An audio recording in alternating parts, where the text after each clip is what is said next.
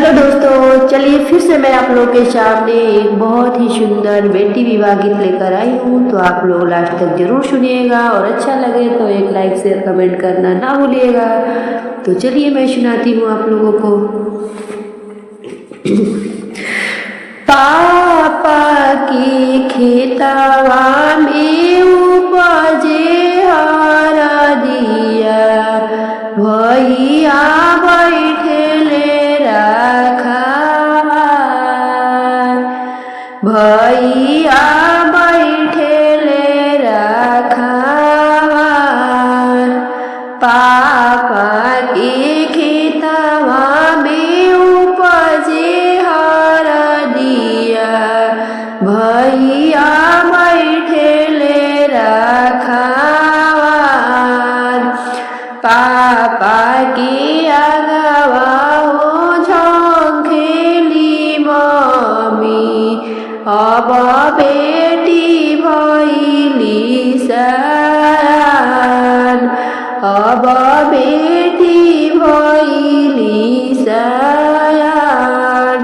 काचे काचे बासवा कटाई है जनक जी, कुसवे मरावा छावाई, कुसवे मरावा छावाई।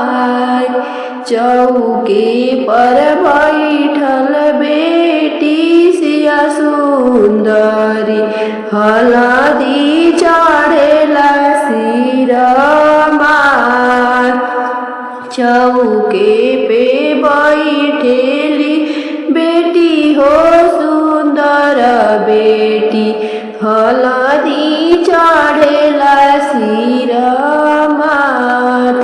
आइले बरियतिया आंगन बीचे उतरेला, बेटी बैठे पापाजी के जाग, बेटी बैठे पापाजी के जाग।